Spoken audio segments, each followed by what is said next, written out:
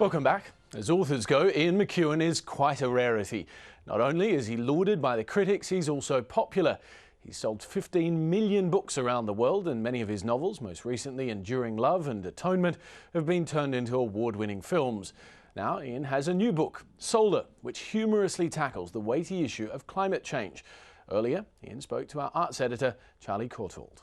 Climate change is generally regarded as quite a dour, sad subject. I know, stuffed with statistics and a great deal of moral weight attached. I mean, that's really why it's a rather difficult subject for a novel, and needed, I think, something of the lightning aspect of humour to bring the reader along with it.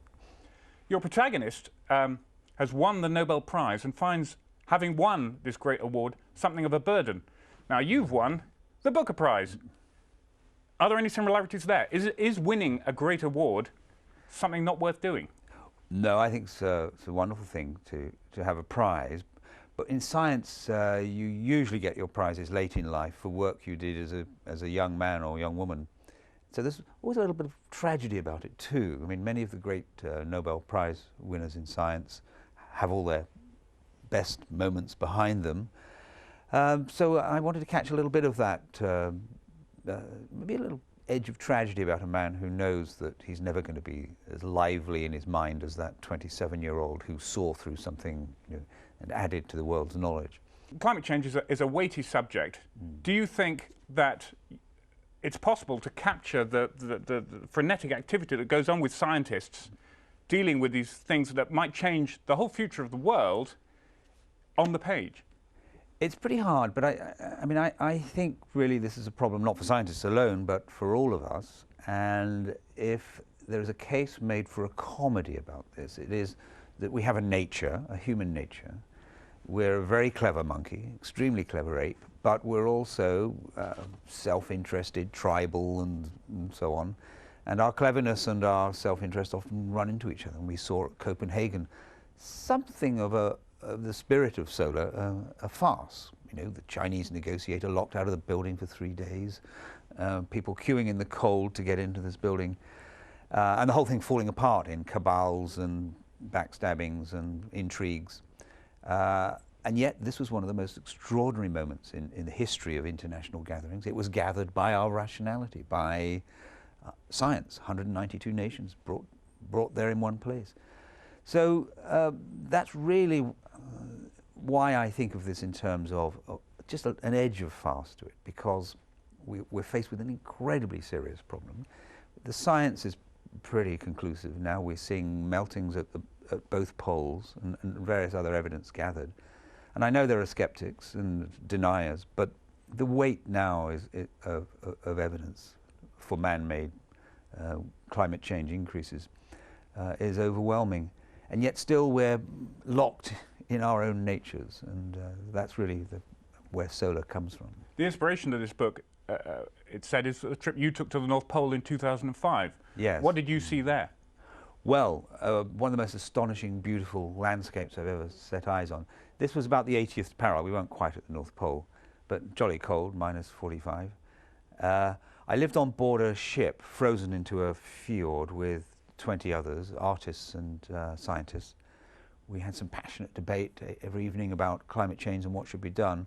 And I noticed that our kit room, our boot room, where we kept all our gear, a rather tiny, cramped, dark space under the wheelhouse, was becoming each day a little more chaotic. It was very hard to keep order. And I thought, that's marvellous, really, that the Earth is considerably larger than this little kit room, and there we are organising the world and not quite able to organise this little space. And I thought in there perhaps is the beginnings of a comedy, if you like, about our nature facing this problem. Do you trust scientists? On the whole, I think it's a pretty good way of knowing about the physical world. It doesn't tell us how to live, it doesn't teach us morals, but it does tell us the structure of the leaf or the structure of the solar system. It's a great invention in a way, a thought system that has an adversarial nature. It has skeptics, it has peer review. When it's wrong, it corrects itself.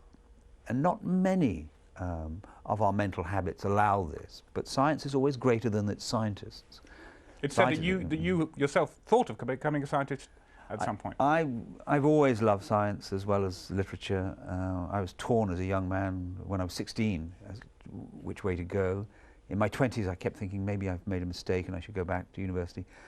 But actually we've lived here in Britain through quite a silver age of science writing, and if you're not a scientist you can still enjoy science in the way that you can enjoy music if you're not a composer. Plenty of books for the layman, and I've really benefited from that. But you've chosen the world of books, and there's a lot of talk at the moment that books have, so to speak, a short shelf life, that the future of publishing is very much in the balance. What do you think?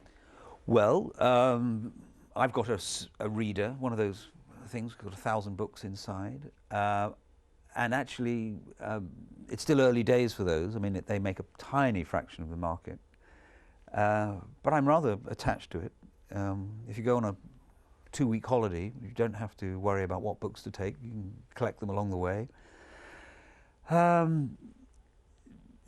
Meanwhile, of course, the internet is making it very hard for bookshops. You know, you can order a book from somewhere like Amazon, it was there the next morning, and all bookshops, even the big chains like Waterstones, are feeling the chill of that. So these and other matters, like books are very cheap in this country. I mean, you buy 3 for the price of 2. The price on a hardback book is £20, but you know you'll find it in Smith's for £7.99. I mean, it's highly competitive, and it's very difficult for those valued little independent bookstores to keep going in the face of all this. And funnily enough, it's the publishing world that tries to keep the independence alive too. With, you know, so I'm often signing books because it helps to get a book sold for a bookshop if there's a signature in it. So I've done a lot of signing for independents to help them along. But it's quite a crisis time. But the other medium perhaps that's talked about as being the future for books is transforming the printed word into film. Now, it's happened to you, to your book several times. How do you feel when you've written a book and it's turned into a film? Do you like the films of your books? I've, on the whole, been jolly lucky, and I liked Atonement and Enduring Love. It's exciting to make a film of a book, but it doesn't replace the book.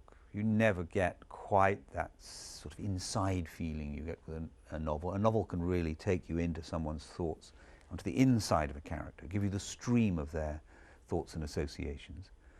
So these things live in parallel. I mean, right from its very beginning, the movies lived off novels and short stories. I mean, they mine these books for their characters and plots, really, and that's really what novels do for films.